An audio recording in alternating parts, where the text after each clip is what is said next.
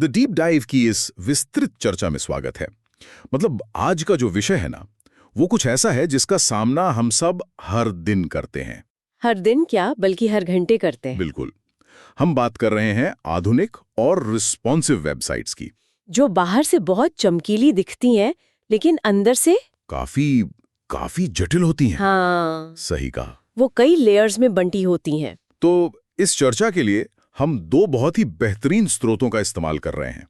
पहला है एक विस्तृत तकनीकी लेख जिसका नाम है architecting responsive web pages with Django views and templates. और दूसरा स्रोत है the mechanics of the digital interaction से लिया गया एक छोटा लेकिन बहुत ही अहम हिस्सा, जिसे असाइनमेंट ऑन क्लिक कहा गया है। हमारा मिशन आज उन लोगों के लिए वेब डेवलपमेंट की इस पूरी जटिलता को सुलझाना है जो हमेशा कुछ नया सीखना चाहते हैं, और वो भी बिना किसी भारी तकनीकी शब्दावली के बोझ के।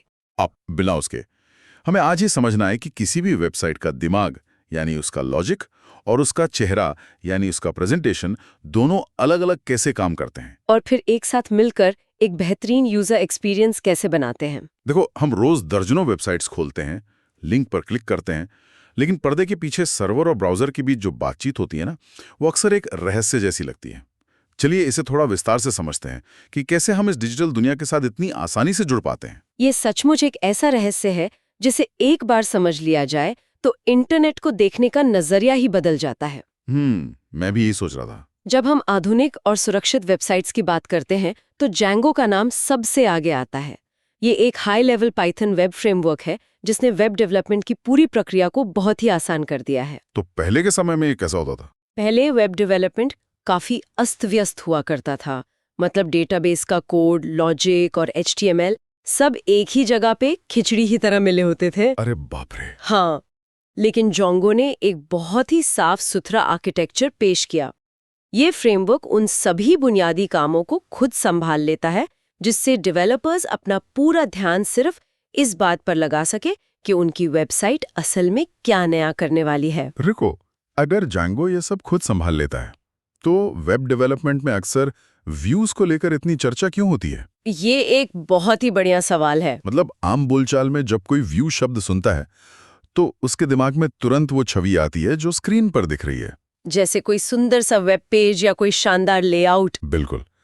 लेकिन वेब आर्किटेक्चर को खंगालने पर पता चलता है कि Django की दुनिया में ये एक बहुत बड़ी गलत धारणा है। एकदम गलत धारणा है। यहाँ एक व्यू असल में वो नहीं है जो आंखों को दिखता है, बल्कि स्रोत के अनुसार ये एक पाइथन फंक्शन है। सही कहा आपने। सीधे शब्दों में कहें तो ये एक ऐसा फंक्शन है जो वेब रिक्वेस्ट लेता है और वेब रिस्पॉन्स देता है।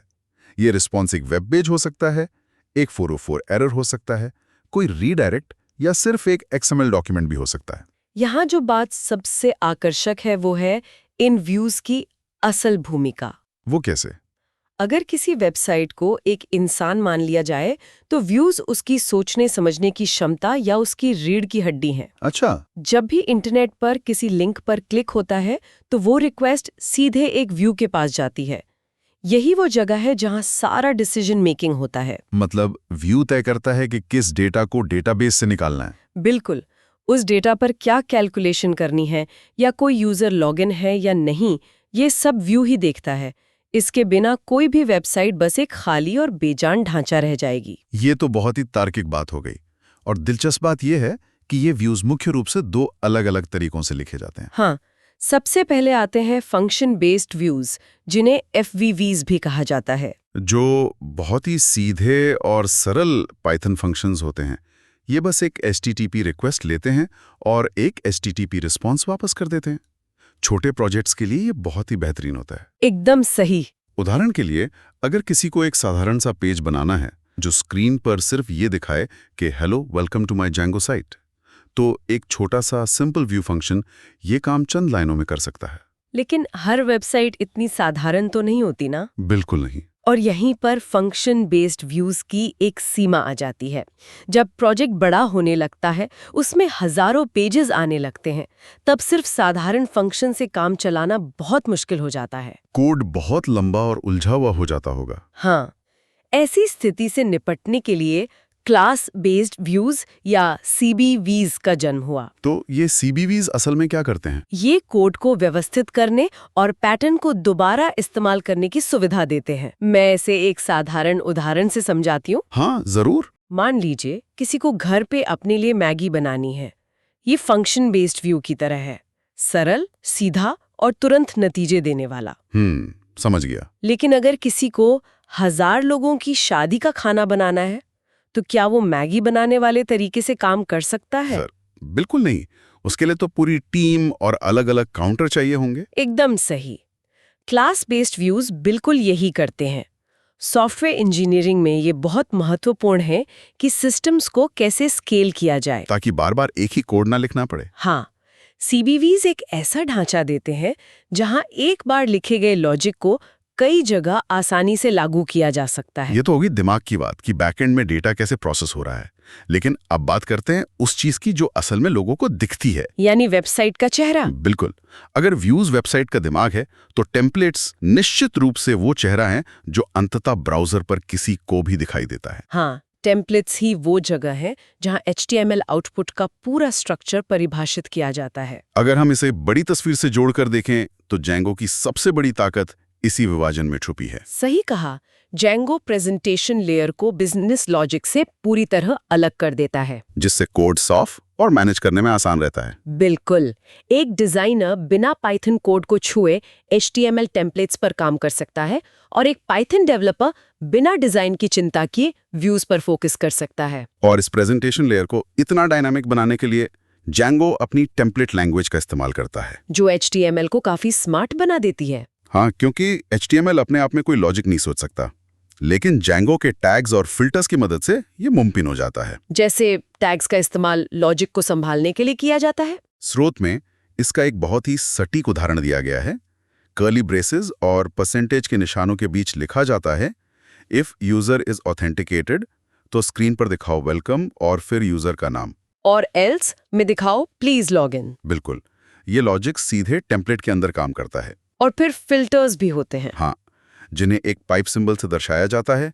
ये डिस्प्ले के लिए वेरिएबल्स को बदलते हैं। जैसे अगर नाम का पहला अक्षर बड़ा करना है, तो कैप फर्स्ट फिल्टर का इस्तेमाल किया जा सकता है। और कुछ खास प्लेस होल्डर वेरिएबल्स भी होते हैं, जैसे डबल कर्ली ब्रेसेस के बीच मैसेज लिखा होना, जो असल में व्यूज से आने वाले डेटा का इंतजार कर रहे होते हैं। और ये जो प्लेस होल्डर वेरिएबल्स हैं, ये हमें उस बिंदु तक लेके जाते हैं जहां दिमाग और चेहरा आपस में मिलते हैं। यहाँ बात सच में बहुत दिलचस्प हो जाती है कि आखिर व्यूज और टेम्पलेट्स आपस में बात कैसे करते हैं, क्योंकि दोनों अलग अलग भाषाएं बोल रहे हैं एक तरह से। हाँ, इस कनेक्शन को बनाने का काम रेंडर नाम का एक खास फंक्शन करता है, जो Django.shortcut से आता है। ये फंक्शन असल में एक व्यू और एक टेम्पलेट को आपस में जोड़ने वाला एक पुल है। और इस पुल पर जो डेटा का ट्रांसपोर्टेशन होता है, वो कॉन्टेक्स्ट डिक्शनरी के जरिए होता है। मैं इसे एक डिलीवरी सर्विस की तरह देखती हूँ।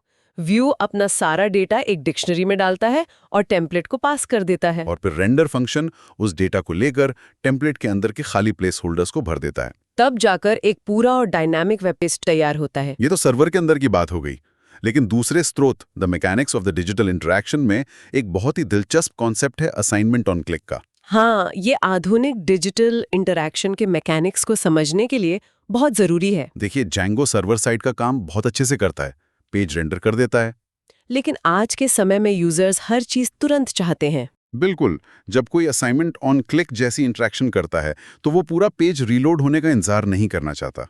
और यही पर क्लाइंट साइड टूल्स की आवश्यकता होती है। तो क्या इसका मतलब है कि हमें Django के साथ कुछ और भी इस्तेमाल करना होगा? हाँ, FAQs के आधार पर यह बहुत स्पष्ट है कि Django टेम्पलेट्स के साथ React, Vue या Angular जैसे जावास्क्रिप्ट फ्रेमवर्क्स का उपयोग किया जा सकता है। यानी Django बैकएंड को संभालता है और ये JS फ्रेमवर्क्स ब्राउजर में क्लिक और इंटरैक्शन को संभालते हैं। बिल्कुल। जब असाइनमेंट ऑन क्लिक इवेंट होता है, तो जावास्क्रिप्ट बिना पेज बदले तुरंत स्क्रीन पर बदलाव दिखा देता है। ये एक बहुत ही शानदार तालमेल है।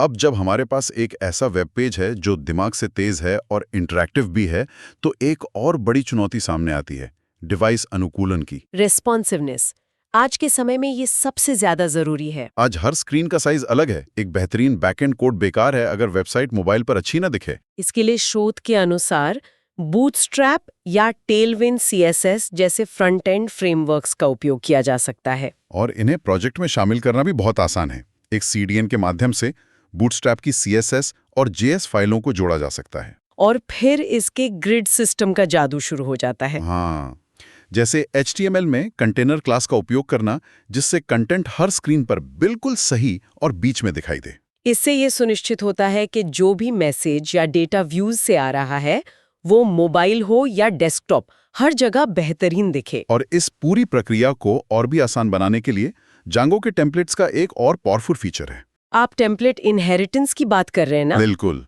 FAQ इनसाइट्स के अनुसार ये बेस टेम्पलेट्स बनाकर पूरे वेब एप्लीकेशन में कोड के बार-बार उपयोग को बढ़ावा देता है। ये सच में समय बचाने का एक बहुत ही शानदार तरीका है। मतलब अगर आपके पास 100 पेजेस हैं, तो आपको हर पेज पर नेविगेशन बार या फुटर का कोड बार-बार लिखने की जरूरत नहीं है। आप बस एक बेस टेम्पलेट बनाते हैं और बाकी सारे पेजेस उस बेस को इनहेरिट कर लेते हैं। इससे पूरे सिस्टम में स्थिरता बनी रहती है और कोड बहुत ही साफ रहता है। हाँ, ये DRY सिद्धांत का पालन करता है, यानी डोंट रिपीट योरसेल्फ। तो इस सब का असल में क्या मतलब है? अगर हम इस पूरी चर्चा का सार निकालें, तो जांगो का आर्किटेक्चर व्यूज और टेम्पलेट्स के बीच एक बेहतरीन तालमेल है। जहां व्यूज लॉजिक है, टेम्पलेट्स प्रेजेंटेशंस है और कॉन्टेक्स्ट डिक्शनरी उनके बीच डेटा पास करने का जरिया है। और जब इसके साथ बूटस्ट्रैप जैसे टूल्स और क्लाइंट साइड इंटरेक्शंस के लिए जावास्क्रिप्ट जुड़ जाते हैं, तो एक आधुनिक और रिस्पॉन्सिव वेब अनुभव तैयार होता है। ये ज्ञान सच में सूचनाओं के ओवरलोड से बचने और सिस्टम्स को छोटे-छोटे हिस्सों में समझने का एक बेहतरीन उदाहरण है। एकदम सही। ये एक महत्वपूर्ण सवाल खड़ा करता है। वो क्या? स्रोत में हमने देखा कि कैसे जैंगो प्रेजेंटेशन यानी दिखावे को लॉजिक यानी काम करने के तरीके से पूरी तरह अलग कर देता है और टेम्पलेट इनहेरिटेंस का इस्तेमाल करता है। हाँ, ये हमने विस्तार से समझा। तो क्या हम इस सॉफ्टवेयर आर्किटेक्चर के सिद्धांत को अपने भौतिक जीवन में लागू कर सकते हैं? भौतिक जीवन में मतलब फिजिकल वर्ल्ड में? हाँ, कल्पना करें कि स्मार्ट घरों या कारों के डैशबोर्ड भी एक ऐसे ही सेंट्रल व्यू या मुख्य दिमाग से जुड़े हों। ओहो, ये तो बहुत ही गहरा विचार है।